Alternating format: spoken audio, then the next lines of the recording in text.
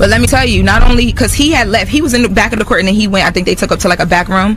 But the you know, all the Diddy kids are there, right? So his daughters are there. I was sitting behind them. It was awkward for me to watch them have to listen to all of this. After he started, the male Esther started getting into a lot of the and stuff, they got up and left. Who told him to leave? Did Diddy say leave or? No, Diddy didn't tell them to leave. I don't know if there was a conversation or not. I looked up from writing and I saw them get up, so I don't know. But I know that they were like checking on each other throughout. I saw them ask like Christian at one point, like, "You okay?" Because it's like, damn, how your son look like your best friend? If he like it, I love it. By now, you've probably heard about Diddy's daughters walking out of the courtroom, but you might not know the full reason behind it. It wasn't just a casual exit because they had somewhere else to be. One daughter was visibly shaken, another looked like she was about to vomit, and the third was staring down with a blank look, as though her whole world had just shattered. This wasn't just some awkward family moment. We're talking about 3 young girls, all under 18, being forced to sit in a courtroom while strangers publicly described their father in the most degrading, graphic, and upsetting ways possible. We're talking about stories of payoffs to escorts, disturbing acts, videos of assault, and even rumors suggesting that one of their classmates may have been involved.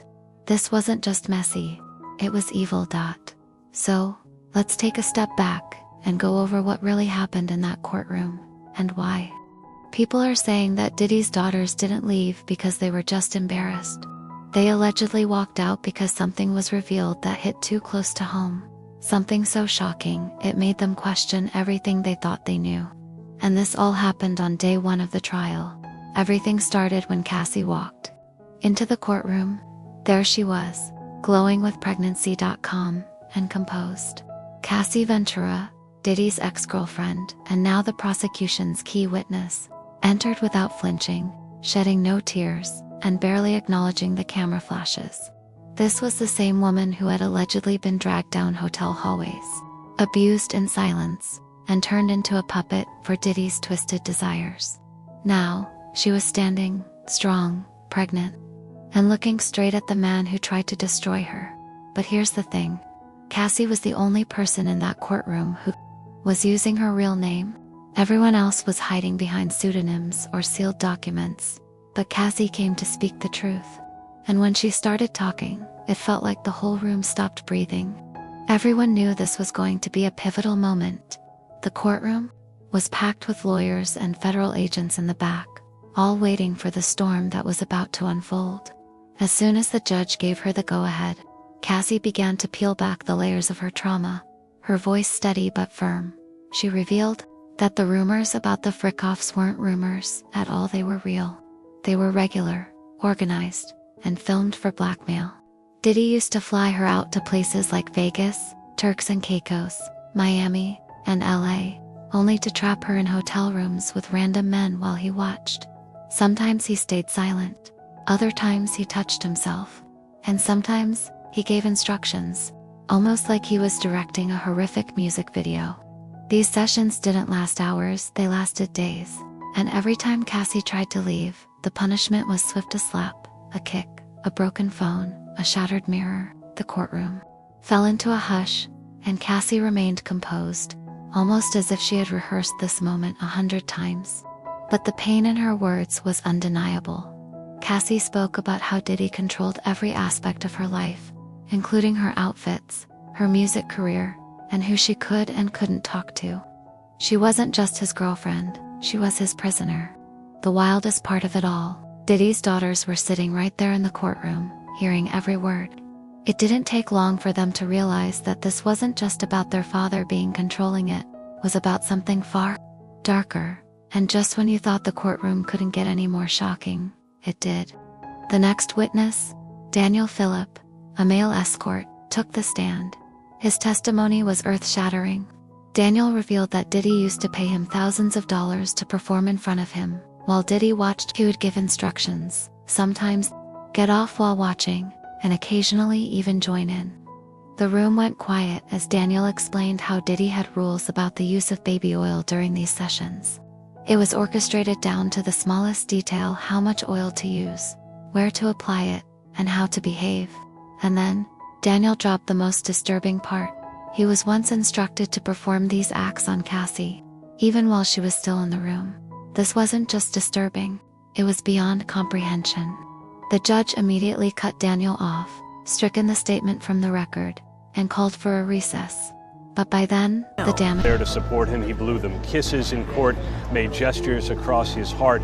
But once the opening statements began, Combs was much more dispassionate. At one point, as a man who says he was paid to have with Cassie Ventura while Sean Combs sat in the corner. Combs pushed his chair away from the defense table. Which was done. This was when Diddy's daughters couldn't take it anymore. They got up and left. One had her hand pressed against her chest. Another was crying quietly, wrapped in a jacket like it was a shield. And the third was completely numb, walking out without saying a word. They had just heard things about their father that shattered everything they thought they knew. Some people online said it was brave of the daughters to show up in the first place, while others felt it was irresponsible for them to be exposed to such horrific details. But there was something even more twisted that Daniel said. Sometimes Cassie would ask for these acts to happen, but Daniel didn't believe it was genuine. It felt like she was following a script, like Diddy was directing her to say and do things, even threatening her to comply. It painted a picture of a man not just living in chaos, but orchestrating it all. Like a director of a disturbing film, with Cassie playing the lead role. When Cassie returned to the stand, things got even worse. She spoke about how she was given drugs and how her body would shut down from exhaustion and pain. UTI, throat injuries, and swelling. She even needed opiates to recover. Not from lovemaking, but from the brutal acts she was forced to endure. And still, Diddy made her go back and perform these acts. It became a job for her. She was forced to participate, then recover, only to be pulled back into it all over again. And then came the most chilling part. New footage was shown in court. It was even more explicit than the infamous hotel hallway footage from 2016, where Diddy could be seen dragging Cassie and hitting her. This new footage, insiders said, was so explicit that the jury was visibly disturbed. Some looked away, others shifted in their seats, clearly unable to process what they were seeing. Even Cassie had to pause her testimony as the footage showed her being shoved and dragged. You could see her taking deep breaths, as though she was reliving the nightmare. Meanwhile, Diddy sat stone-faced, unaffected. At one point, Cassie looked directly at him, and the entire court... Just before the break, Cassie testified the longest freak-off she was involved in lasted for 4 days. The freak-offs became a job, she said, noting that other encounters took anywhere from 36 to 48 hours. The room seemed to hold its breath. This was the moment when the survivor met the man who had broken her, and she had no power left. She spoke about how Diddy told her these acts made her special, that he was sharing her as a privilege, and that no other woman could handle this kind of love. She admitted that when she first met him, she was a naive teen, and he was a 37-year-old man. He didn't just groom her, he trained her. Cassie confessed she loved him back then. When he flirted with other women, she became jealous. So when he asked her to participate in these acts, she thought that by giving him what he wanted, he would stay faithful. And for me, that's the sickest part of it all. This wasn't about a woman who wanted fame or attention. This was a woman who wanted to be loved. But instead, she was broken down, manipulated, and made to fear leaving for over a decade. The courtroom felt every word Cassie spoke. The jury leaned in, and even reporters stopped typing. Some of Diddy's own supporters in the room looked as if they had just been hit with the harsh truth, too heavy to carry. And let's not forget, his daughters were still there. They weren't the only family members either. His mother Janice sat stoically. His sons, Quincy, Justin, and Christian, watched with tight jaws, trying to hold it together as the walls around them crumbled. No one knew why they were there. I don't know any father that would want their children to sit through testimony about how much their daddy liked to watch people lubricated. Was it to support him, to hear both sides, or just to be there for the family photo? Whatever the reason, the impact was the same. They weren't hearing rumors anymore. They were witnessing the truth firsthand. Every detail Cassie revealed was another weight crushing the illusion they had about their father. By the end of the day, even the toughest courtroom regulars were shaken, and Diddy's daughters, they had already walked out twice. But when Cassie confirmed everything Daniel had said, and then added even more horrifying details, that was what made them run again. It wasn't just the escort's testimony, it was the confirmation of everything. The physical abuse, the psychological manipulation, the public humiliation. They couldn't breathe. One daughter had tears rolling down her face, while another kept glancing over at her grandmother, as if asking for permission to leave. The youngest stood up, head low, and walked out of the courtroom. This wasn't just a family drama. After a freak-off, there would be and lots of baby oil. This was the unraveling of a life built on lies, manipulation, and abuse. And for those daughters, it was the moment their world came crashing down. Eyes on the floor. Her sisters followed closely behind. Seconds later, they left the courtroom, and this time, they didn't return. Twitter exploded. People were questioning why they were even there in the first place. Why make young children, because that's what they are, endure such trauma? One tweet read, "I wonder if he protected his own kids like he protected others." While another said, "It's sad to see him as a father. I wonder if he did the same to them as he did to Cassie." Others couldn't imagine what it must feel like to discover that their dad might have filmed their classmate doing inappropriate things with Cassie. And this is where things get messy. There are rumors online that one of the young people involved in Diddy's twisted parties may have actually gone to school with his daughters. Think about that for a second. When you realize how vast Diddy's inner circle was, his staff, assistants, bodyguards, stylists, it starts to make sense. He ran his empire like a kingdom, with everyone in it playing by his rules or being shut out. It's no secret that he liked them young. Industry insiders say it wasn't just Cassie he promised fame to, but boys as well. He told them they were special, just like he told her so. If one of the girls in court today learned that someone they knew was dragged into the same nightmare, it wouldn't just be embarrassing, it would be devastating. Then came the TikToks and edits, showing the girls smiling at prom just days later, paired with audio from the courtroom testimony. People started wondering, are they really okay?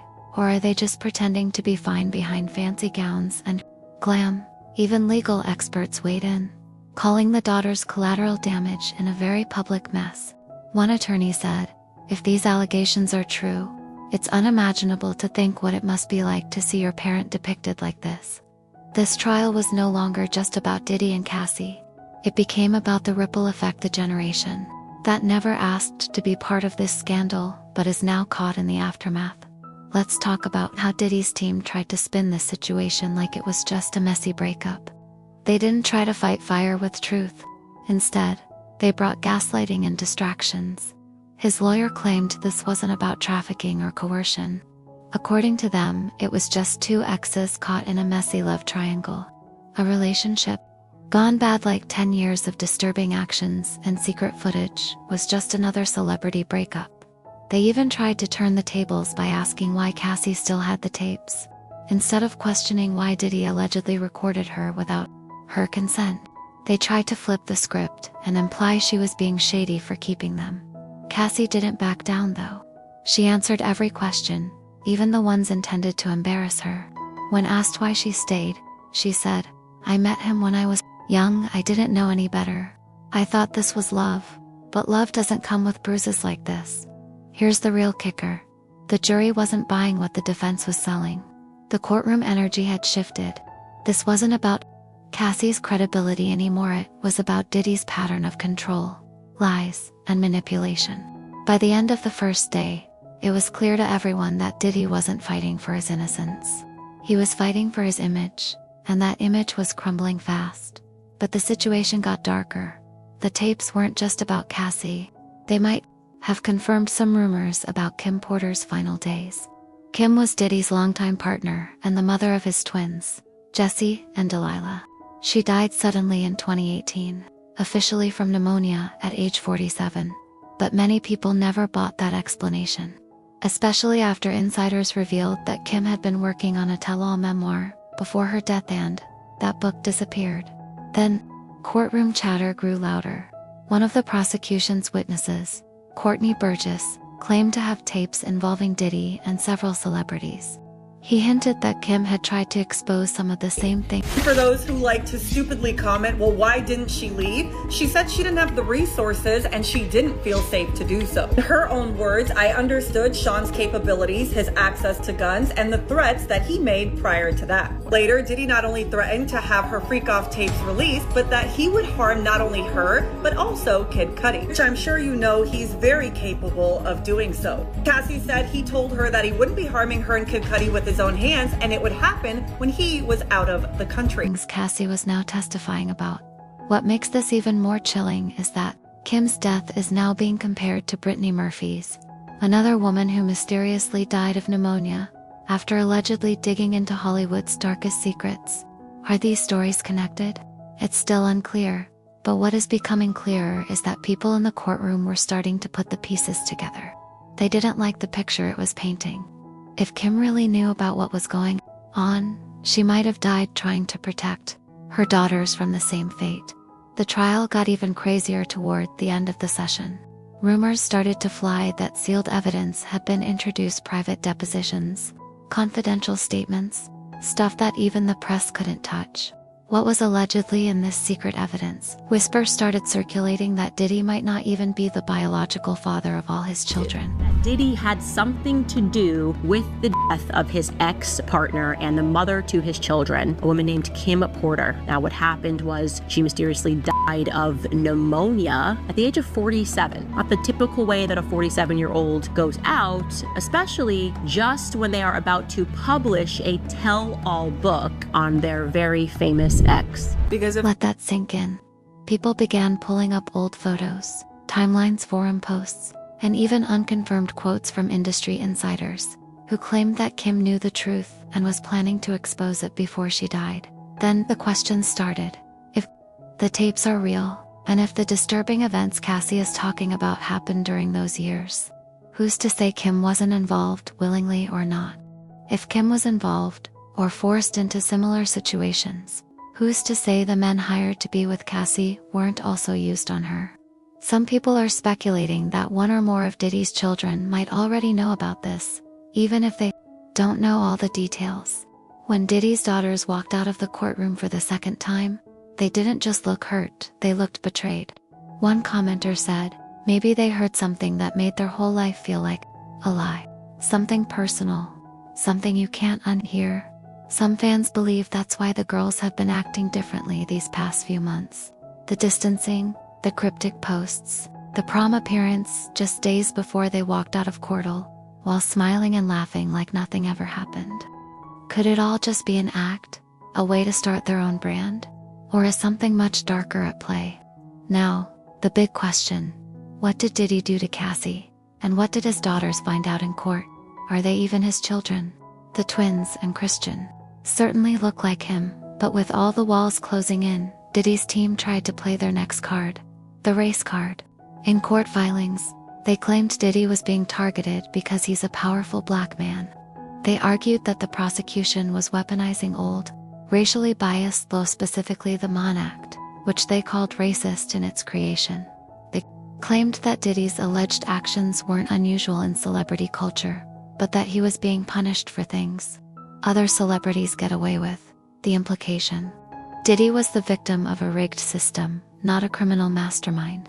But here's the problem: that argument doesn't change the footage, the truth, the bruises, or the sight of Diddy's daughters walking out in tears. No matter how hard they tried to deflect, the damage is already done. While Diddy battles for his freedom, his daughters are battling something else. Their identity, their privacy is gone. Their family name is now tied to scandals and dark speculation. So now I have to ask, do you think these girls should have been in court at all? Can a family recover from this kind of scandal? Is Diddy really being targeted? Or is he finally being exposed for what he is?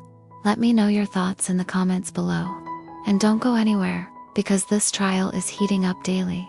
Like, subscribe, and stay tuned, because the next bombshell might be the biggest one yet.